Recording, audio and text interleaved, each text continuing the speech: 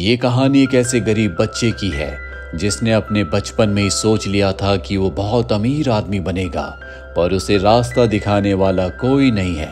उसे अपनी मंजिल तक खुद ही पहुंचना होगा। Bollywood silver screen presenting rising high. कहानी की शुरुआत में हमें विक्टर को दिखाया जाता है जो अपने मॉम डैड के साथ गरीबी की जिंदगी जीता है। हालात तब और भी बद से बदतर हो जाते हैं जब विक्टर के डैड की जॉब छूट जाती है। उसके बाद उसकी मॉम भी एक अमीर आदमी के लिए इन दोनों को छोड़कर चली जाती है। विक्टर उस दिन फैसला करता है कि वो आगे चलकर बहुत पैसे कमाएगा। कुछ साल बीत जाते हैं और अब विक्टर बड़ा हो चुका है। वो शहर जाना चाहता है। उसके डैड उसके जाने से पहले उसे $200 देते हैं और कहते हैं कि शहर में बहुत मेहनत करना और हमेशा खुश रहना।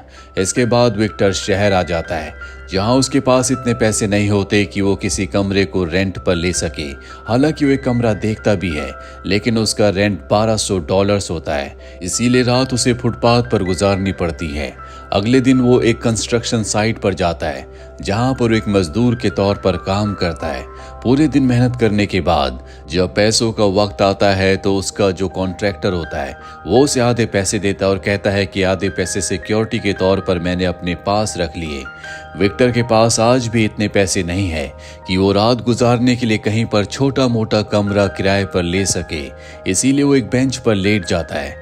बेंच पर लेटे हुए उसे ख्याल आता है कि अगर वो इसी तरह से काम करता रहा तो कभी वो जिंदगी में आगे नहीं बढ़ पाएगा। इसीलिए अगली सुबह वो अपने लिए बहुत अच्छे कपड़े खरीदता है जिन्हें पहनकर उसे कॉन्फिडेंस आता है। जिसके बाद वो एक कैफे में जाकर अपने नकली डॉक्यूमेंट्स बनाता है, साथ ही अपना इनकम सर्टिफिकेट बनाता है जिसमें उसकी इनकम $20,000 है। और अब वो एक रियल एस्टेट एजेंट से मिलता है। रियल एस्टेट एजेंट उसके कपड़े देखकर समझ जाती है कि ये बहुत ज्यादा प्रीमियम नहीं है, इसीलिए वो बहुत ज्यादा उसे एंटरटेन नहीं कर रही होती। पर जब वो अपना इनकम सर्टिफिकेट दिखाता है जिसमें $20,000 उसकी इनकम है तो वो उससे बहुत इम्प्रेस हो जाती है। जिसके बाद वो उसे प्रीमियम अपार्टमेंट किराए पर देने के लिए तैयार हो जाती है जिसका मंथली रेंट $3400 है और अब हर महीने $3400 रेंट चुकाना होगा। इसीलिए वो उसी कंस्ट्रक्शन साइट पर जाता है जहां पर उसने एक दिन पहले काम किया था।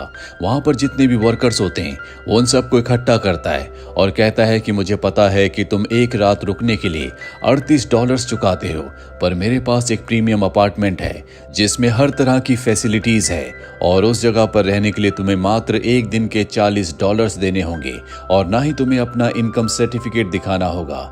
बहुत सारे वर्कर्स उसके साथ चलने के लिए तैयार हो जाते हैं और जब वो उस अपार्टमेंट को देखते हैं तो बहुत खुश हो जाते हैं। यहाँ पर विक्टर हिसाब लगाता है कि सारे खर्चे निकालने के बाद भी उसे महीने के $6000 बच रहे होते हैं, इसीलिए वो इसी तरह के 10 और अपार्टमेंट्स को किराए पर ले लेता है और देखते देखते उसके पास बहुत सारे पैसे जमा हो जाते हैं। और एक रात को उसे पता चलता है कि जो अपार्टमेंट उसने रेंट पर लिया था वहां पर रहने वाले लोग आपस में बहुत बुरी तरह से लड़ रहे हैं। उन्होंने अपार्टमेंट की हालत खराब कर दी होती है। विक्टर जब वहां पर जाता है तो उसे अपनी आंखों पर विश्वास नहीं होता। इनके आपस की लड़ाई की वजह से नेबर्स ने पुलिस को कॉल कर दिया होता है। साथ ही वो एजेंट भी आ जाती है जिसने विक्टर को रेंट पर दिया था।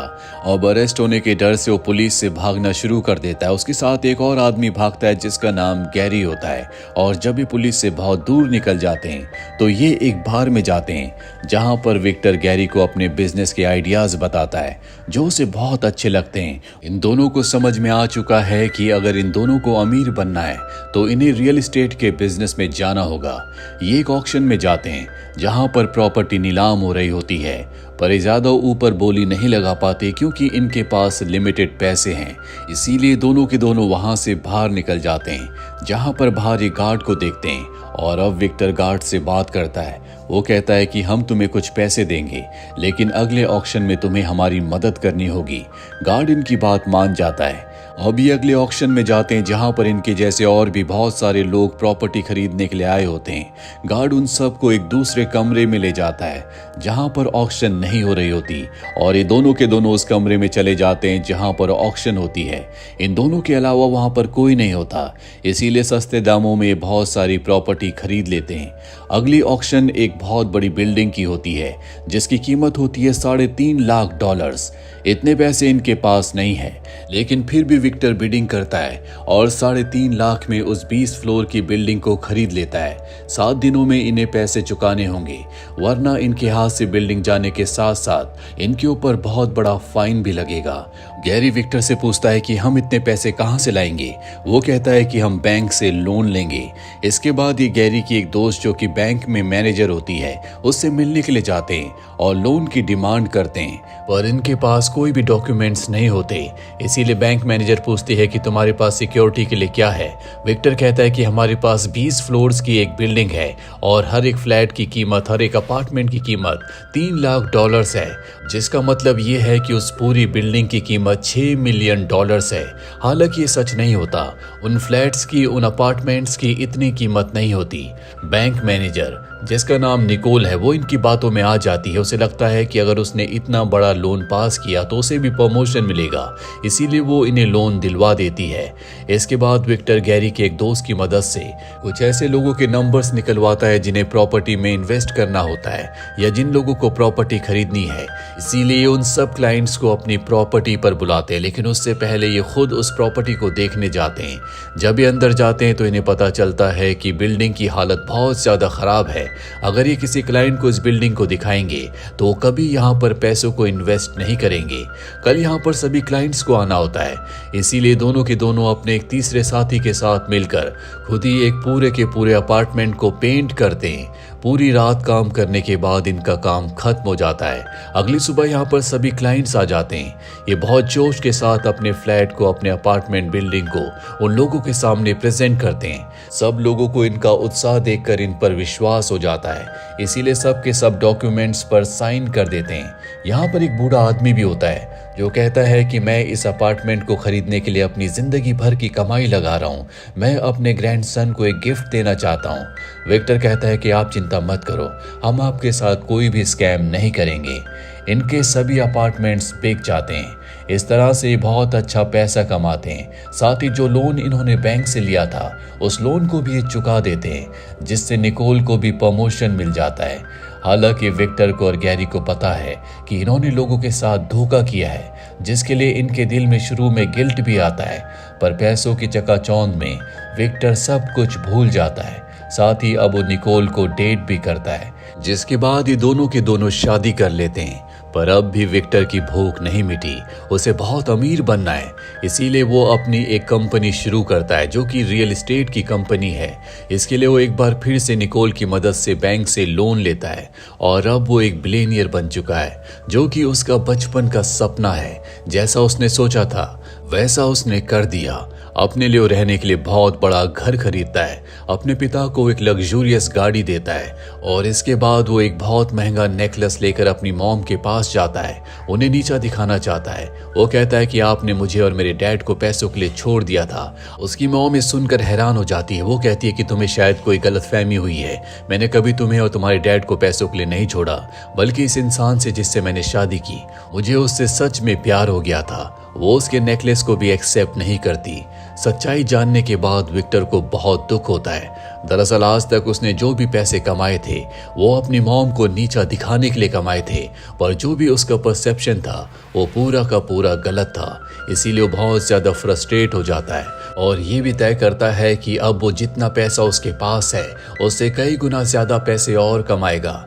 इसीलिए वो एक इंश्योरेंस कंपनी को खोलता है, जिसके लिए वो बहुत सारे एम्प्लॉयज को हायर करता है। साथ ही अब वो अपनी फैमिली प्लानिंग भी करना चाहता है। जो नेकलेस उसने अपनी मॉम के लिए लिया था, जो कि बेशकीमती है, वो अपनी वाइफ निकोल को दे देता है। जब गैरी को ये बात पता चलती है तो गैरी कहता है कि तुम्हें ऐसा नहीं करना चाहिए था।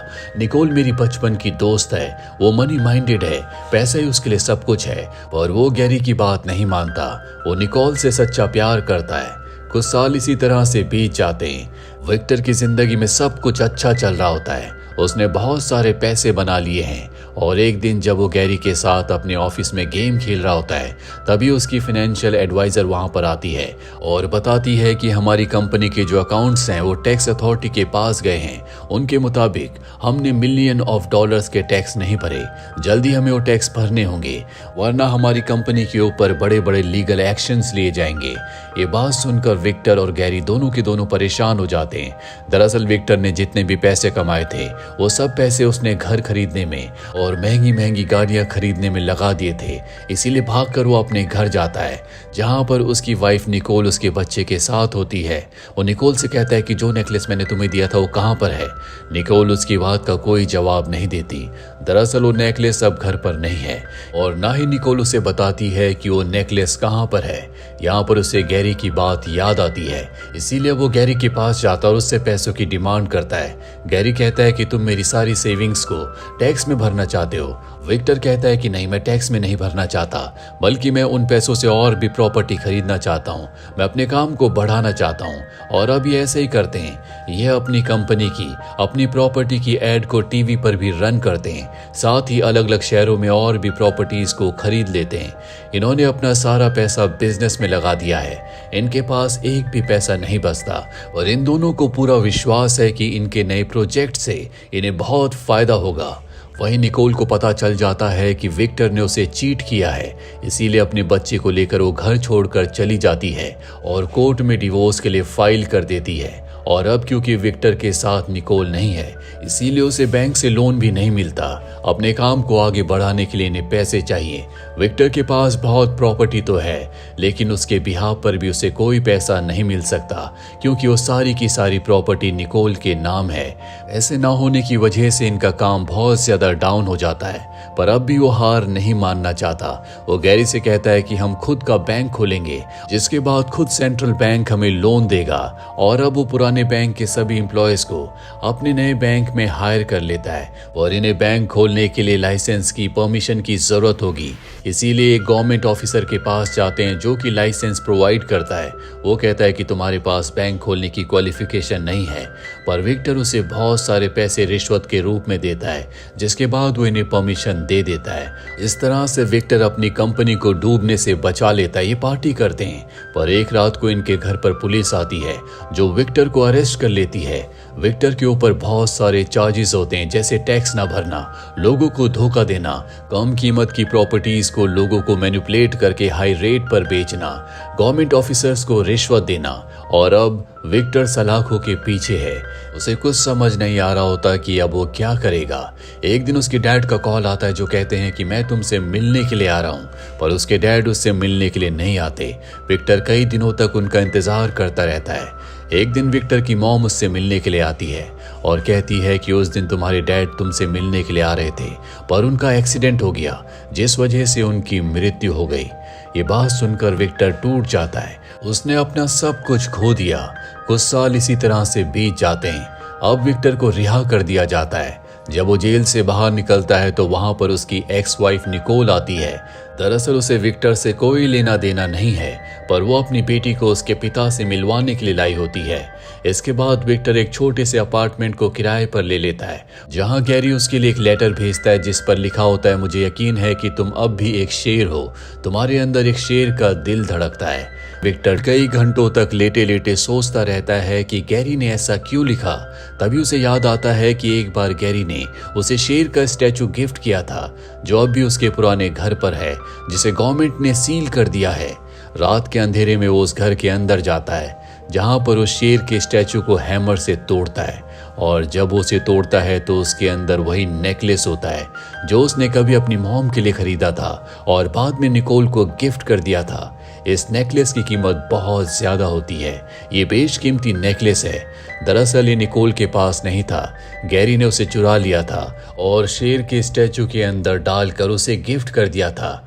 दरअसल गैरी को पता था कि कभी भी अगर विक्टर के ऊपर बुरा वक्त आएगा तो निकोल उसका साथ नहीं देगी। वो मनी माइंडेड है और अब उसके पास वो महंगा वो बेशकीमती नेकलेस है।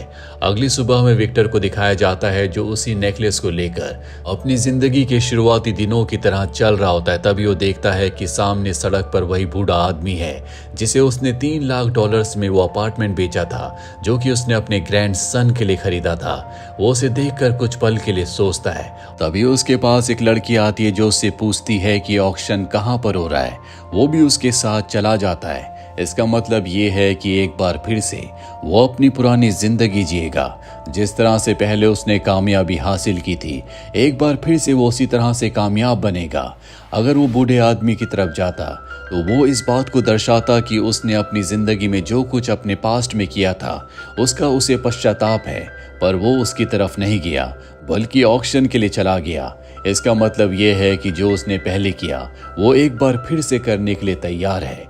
आपकी इस बारे में क्या राय है, कमेंट बॉक्स में ज़रूर लिखें। उम्मीद करते हैं कि ये कहानी आपको पसंद आई होगी।